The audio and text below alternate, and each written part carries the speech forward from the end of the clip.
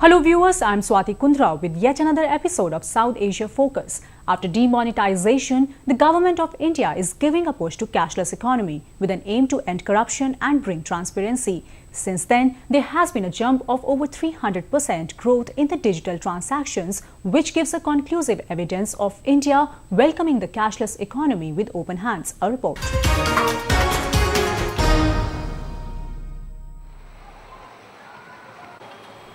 If your wallet has no cash, pay it by cards or online transactions. Outlets across India are gearing up to make cashless economy a reality.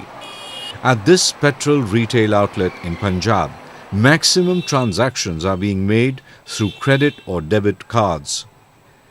It has made things easier for the outlet staff too, as they don't need to manage daily cash collection. Digital जो सरकार ने centre policy जो लागू की है, इससे हमें बहुत बेनिफिट हुआ है। जो कैश हमारे पास रोज़ 2-2.5 लाख का आता था, अब हमारे पास 60-70 हज़ार आता है। लोग अब कार्ड यूज़ करते हैं, इससे काफ़ी सहूलत हुई है, हमें भी बैंक में जाना नहीं पड़ता। ये बहुत अच्छी सुविधा है। इसमें क्या है कि आपको कैश कैरी करना नहीं पड़ता, आप सिर्फ कार्ड से पेमेंट कर सकते हो। इसमें क्या है कि अगर आप कार्ड से पेमेंट करते हो तो आपको डिस्काउंट मिलता है, 0.75% मिलता है। अगर डीजल पे आप डीजल डलवाते हो तो पर लीटर आपको 0.40 पैसा पर लीटर आपको डिस्काउंट मिलता है। अगर आप पेट्रोल डलवाओगे तो 0.49 पैसा पर लीटर पे डिस्काउंट मिलता है। तो ये बहुत अच्छी फैसिलिटी है इसमें। The government is giving a push to digital economy by making people aware of its benefits. In many parts of the country, the banks are organizing digital fairs to promote digital transactions. Mobile wallet players have experienced a substantial increase in the number of users, and mechanisms like Unified Payments Interface have recorded a more than 1000% increase in usage. At the same time, charges on digital transactions have been reduced and digital payments are being incentivized. Digital economy का एक उद्देश्य है कि वो लोग ATM पे जाने की बजाय सीधा किसी से सामान खरीदते हैं तो उसके माध्यम से पेमेंट कर सकते हैं। तो हमने उसको प्रोत्साहित करना शुरू कर दिया। जो पॉस मशीन्स चाहिए, जो 14-15 लाख स्थानों पर हैं और लाखों स्थानों पर आए, उसके ऊपर जितना टैक्सेशन था सारा माफ कर दिया ताकि सस्ती हो जाए। और बैंक्स आज एक मर्चेंट के पास जाकर कह रहे हैं कि हम आपको देते हैं, इसको रखिए। उसका दाम धीरे धीरे कम होगा क्योंकि संख्या बढ़ेगी। कार्ड्स के ऊपर जो कमीशन लेती थी मर्चेंट से, उपभोक्ता से नहीं लेते, जो व्यापारी होता है उससे लेते हैं। हमने 31 तारीख तक तो माफ कर दिया। आगे के लिए भी कह दिया कि जो 1000 रुपए तक ट्रांजैक्शन करेगा उसको केवल 1/4 0.25% यानी 1% जो होता था उसका भी 1/4 हिस्सा कर दिया। उससे ज्यादा होगी 2000 तक तो 0.5%, ताकि उसका कार्ड का इस्तेमाल पहले बिल्कुल फ्री है, बाद में बहुत सस्ता होगा। Majority of public and private sector banks in the country are giving promotion to digital economy and are wooing customers with gifts like free vouchers and reward points. It's a very, very positive sign that there is a huge movement to, the transactions here. In fact, we were again the first bank to actually encourage this, and we announced on the first day that we've doubled the limits on usage on our debit cards. And from there on, we've seen that, the number of transactions on debit cards for us have almost doubled. The value on debit cards has also gone up significantly. The mobile transactions have also gone up significantly. The internet transactions have gone up significantly. There are many people whose debit cards used to be inactive. They have started making them active. So I think there's a whole push to digital and electronic channels. Less cash and more digital economy will get a boost in India. As of now, only 17% of Indians own a smartphone. The country has to overcome several issues as user awareness about digital security is negligible. Moving on, Hindi films are popular in many countries around the world. In Pakistan, where a large population understands Hindi, Bollywood films are a hit. Recently, the Pakistan government resumed screening of Bollywood films after an 11-week boycott stemming from military tensions with a neighbor.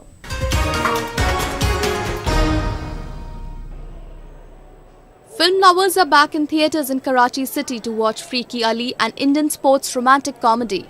The screenings in many cities across Pakistan were low-key, with no posters put up, but it brought cheer to the entertainment business fraternity. Nadeem Mandviwala, whose company runs cinemas in Karachi and Islamabad, said the industry did not intend to put a total ban on Bollywood films from the start, and thus they called it a suspension instead. The day we took this decision, we were very clear that this is going to hurt us tremendously, and it is going to hurt them tremendously. That was never the onus of it, that how much damage it was not a game of making a damage for them or they making a damage for us. The criteria was very different, that the precedence which you have created is very wrong. And it did come out. It was not our protest, it was not our viewpoint, it was a viewpoint of the entire industry. Pakistan's state censor imposed a ban on Indian content and cable television after repeated exchanges of fire along the line of control in Kashmir. However, the boycott has cost Pakistani cinemas dearly. The absence of Bollywood content from theatres resulted in loss of over 80% customers. Film enthusiasts are eagerly waiting for new Bollywood releases to be screened in Pakistan. अभी हमने freaky Ali देखी है. It was good और काफ़ी unique story थी, but वो games के background में और बॉलीवुड में ऑलरेडी बहुत मूवीज़ आ चुकी हैं, लेकिन it was good. Indian films are popular both at the cinemas and in the bootleg market of Pakistan. Pakistan's domestic film industry has seen a revival in recent years but is dwarfed by India's Bollywood. Bollywood industry has attracted many Pakistani actors, but they too have suffered because of escalating tensions between the two neighbors. To speak more on the situation, we are now joined by film critic Mr. Mayank Shekhar. Mr. Mayank, do you believe that entertainment should be kept off politics or military tensions between the two countries? Well, so far as politics is concerned, I think one of the key facets of politics in general, in life, is to divide people, because that's where you benefit from two people not coming together, whereas entertainment just serves the absolute opposite purpose, which is to unite people at a ground level. Now, clearly there is military tension between India and Pakistan, not from today, but since independence. That divide can be bridged through culture alone, and it's been possible to do that through Bollywood being a very strong force over the past 50 to 60 years anyway. How do you see Pakistan lifting the ban on Bollywood films?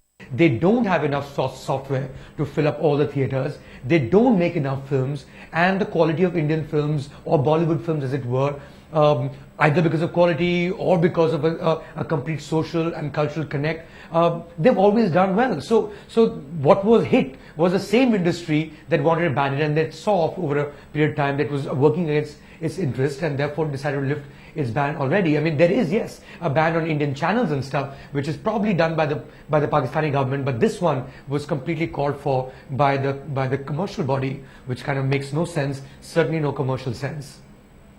Now we meet Mr. Suleiman Daud Jan, the 35th Khan of Kalat, whose ancestors ruled the region presently known as Balochistan province of Pakistan, at a time when people in Balochistan are fighting for independence from Pakistan. We would like to ask Mr. Mir Suleiman Daud about the historical significance of Balochistan to justify their demand. Mr. Suleiman, please tell us briefly about the history of Kalat, presently known as Balochistan. Balochistan जो है एक रियासत है जो 1365 में जिसका वजूद मेरे परदादों ने जिनका नाम था अमीर मीरो, उन्होंने उसका बुनियाद रखा, और वो पहले खान ऑफ बलात या पहले खान बलोच मुंतखब हुए. उससे लेके आज तक मैं 35वां खान कलात हूँ, और 1365 से लेके 1838 तक हम लोगों के मुख्तलिफ मुआहदात हुए मुग़लों के साथ. डिफेंस मुआहदात हुए, ट्रेड के ऊपर, तिजारत के ऊपर मुआहदात हुए, ईरान के साथ हमारे डिफेंस का और ट्रेड के मुआहदात हुए, क्योंकि बलूचिस्तान एक ट्रेड रूट था basically.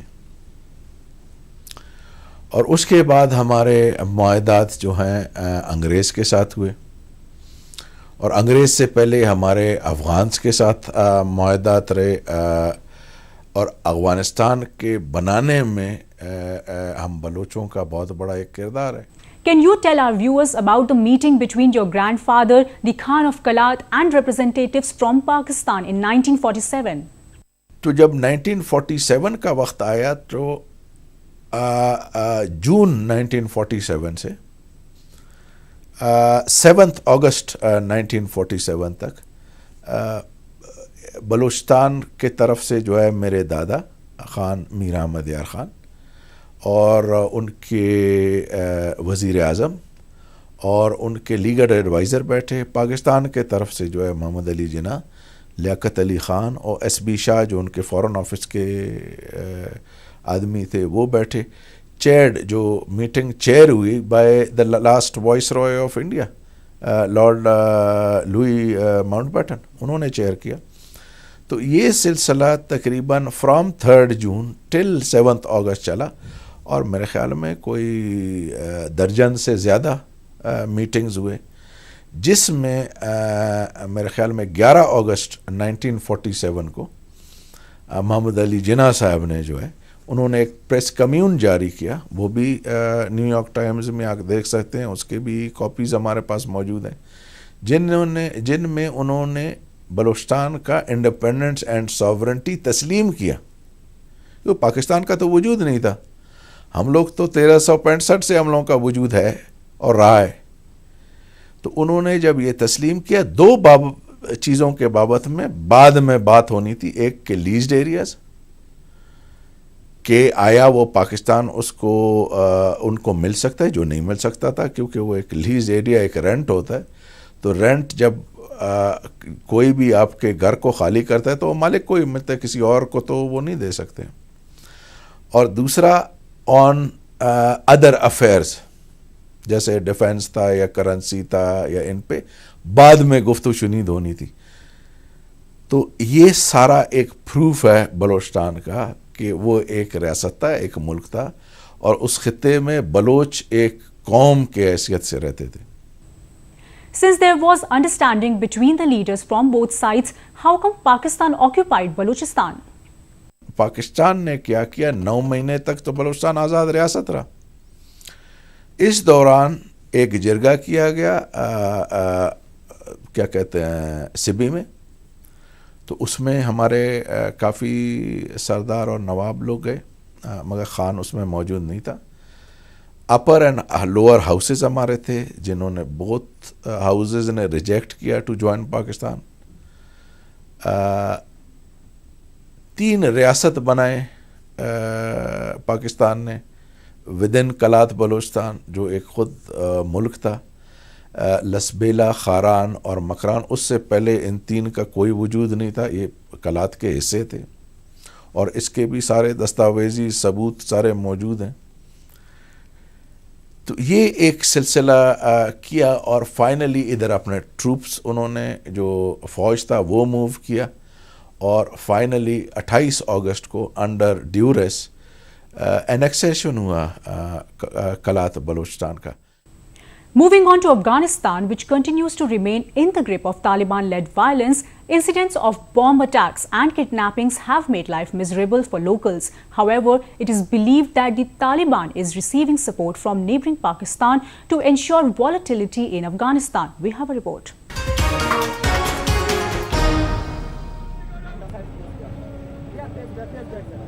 The year 2016 ended with a tragic note as Afghanistan reels under violence. On December 28, a bomb attack targeted a member of Afghanistan's parliament in Kabul, wounding him and several others. Fakhori Beheshti, a member of parliament from Bamiyan province, and his son were wounded in the blast. A week prior to this attack, another lawmaker, Mir Wali, was targeted by a suicide bomber which killed 7 people. The member of parliament survived. دو تا نوازتایش شهید شده یک بچه دو سه بچه زخمی است یک خانمیش زخمی است دیگر دو نفر از کامای سری پیاده بود ورل شهید شده. وضعیت بسیار وحشتناک بود. شب خود اصلا کسایی که در نزدیکا خانهشان بود فکر نکنم هیچ کس ما خود تا صبح خواب نشده. دیگه اکثریت خواب نشدن. خیلی وضعیت خراب بود. امیار 5 دقیقه بعد 6 دقیقه بعد صدای انفجار بم دستی و فایرینگ اپ می آمد. خیلی وضعیت وحشتناک بود. Violence has spread across Afghanistan, and the Taliban's ability to conduct coordinated, high-profile attacks in capital Kabul city has piled pressure on President Ashraf Ghani's Western-backed government to provide better security to the war-weary people. India on December 20 urged the United Nations and the international community to take stringent actions against shadowy supporters who aid militant outfits perpetrating violence in Afghanistan. If we are to bring sustainable peace to Afghanistan, groups and individuals that perpetrate violence against the people and the government of Afghanistan must be denied safe havens and sanctuaries in Afghanistan's neighborhood. We need to address as an imperative the support that terrorist organizations like the Taliban, Haqqani Network, Daesh, Al-Qaeda and its designated affiliates such as Lashkar-e-Toiba and the Jaish-e-Mohammed, which operate entirely outside the fabric of international law, draw from their shadowy supporters outside Afghanistan. Today is December 3rd, 2016. We have waited since 2012 for somebody to understand our problems. Haqqani Network, a Pakistan-based outfit, recently posted a video of a kidnapped American-Canadian family, including 2 young boys born in captivity. It showed for the first time the 2 sons of Canadian Joshua Boyle and Caitlin Coleman, a U.S. citizen. Coleman, 31, was pregnant when the couple was abducted in 2012 inside Afghanistan while on a backpacking trip.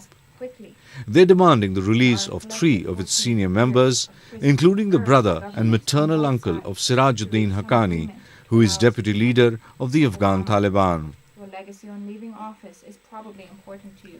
Coleman has appealed to both President Barack Obama and President-elect Donald Trump to make a deal with their captors. Now we talk about Nepal, the Himalayan nation which has been facing a political turmoil for long.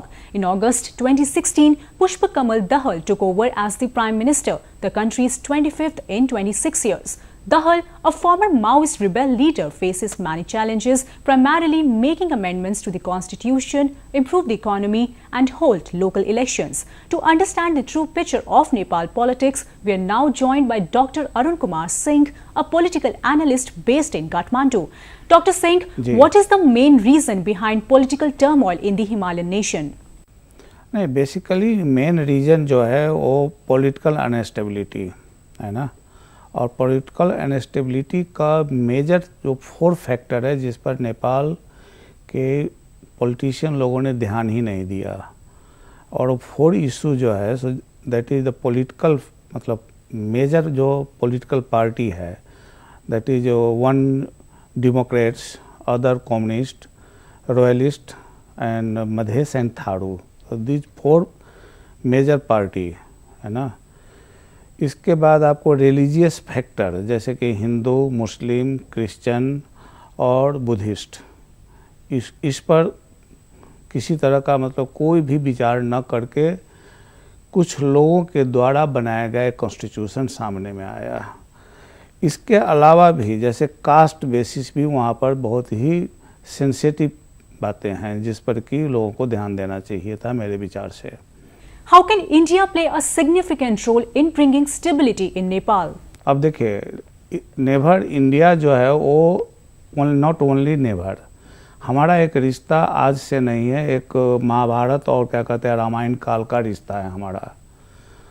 वो आज का रिश्ता नहीं है, 10, 20 अथवा 100 वर्षों का नहीं है ना। जब से एक हिस्ट्री कायम हुआ है तब से हमारा एक रिलेशन है इंडिया के साथ। उतना ही नहीं, हमारी हर चीज़ A to Z, हमारी हर चीज़ इंडिया से मिलती जुलती है। अब उसमें क्या होता है कि हम आपस में मिल करके बहुत सारी इशू पर एक दूसरे को मतलब गुड फेथ में लेकर के हम काम कर सकते हैं। लेकिन कुछ एलिमेंट मैंने पहले भी कहा ना कि एक्सटर्नल फोर्स जो है जो हमारे रिश्ते को बिगाड़ने में बहुत ही मतलब रोल कर रहा है वहाँ पर, और वो चाहता है कि हमारा रिश्ता अच्छा ना हो। और इसलिए नेपाल में अनेक ढंग की मतलब फोर्स वहाँ वर्क करने के वजह से कुछ न कुछ कहीं न कहीं जाकर हमारा रिश्ता पर दरार पड़ जाता है। Can we expect early elections in Nepal to help to restore stability in the country? 90% chance रखिए कि इलेक्शन नहीं हो पाएगा। अगर प्रेजेंट सिचुएशन रहा, यही सिचुएशन रहा तो इलेक्शन इज इम्पॉसिबल। क्योंकि सबसे बड़ी चीज़ क्या है कि इलेक्शन के लिए कोई भी रूल रेगुलेशन बनता है जो नेपाल गवर्नमेंट, नेपाल की पार्लियामेंट ने इलेक्शन का न्यू कॉन्स्टिट्यूशन के अंतर्गत कोई रूल रेगुलेशन उन्होंने बनाया ही नहीं। और अब जो टाइम वहाँ पर कॉन्स्टिट्यूशन में मतलब एक तो बॉर्डर लाइन है कि अब लगभग मेरे ख्याल से 1 साल रह गया, 1 साल 1 महीना होगा, उतना तक इनको कर लेना है। लेकिन पार्लियामेंट में एक भी लॉ अभी तक बना नहीं है और नियर फ्यूचर में ये चांस भी नहीं लग रहा है कि लॉ बन पाएंगे। तो इस परिस्थिति में आप इलेक्शन की कल्पना करना ये बेकार की बात है, हमें जैसा लग रहा है, और मैं चांस देख नहीं रहा हूँ कि कोई भी इलेक्शन हो पाएगा वहाँ। Thank you, Dr. Singh, for sharing your views. Finally, India has a very rich culture of dance and music. Today, we take you to Vijayawada city in Andhra Pradesh state, where dancers from across India and many other parts of the world gathered to perform the famous Kochipuri dance and set up a new world record. Take a look.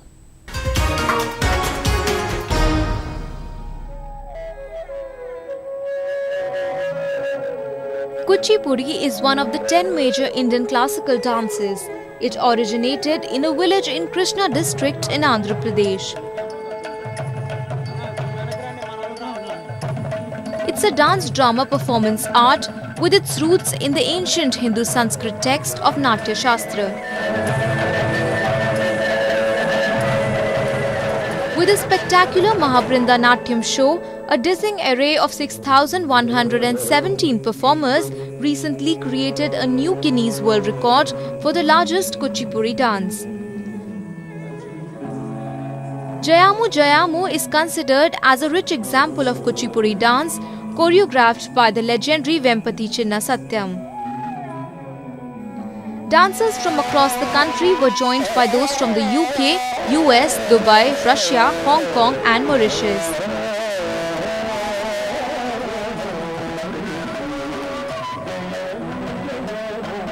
Veteran dancers took part to encourage younger talent.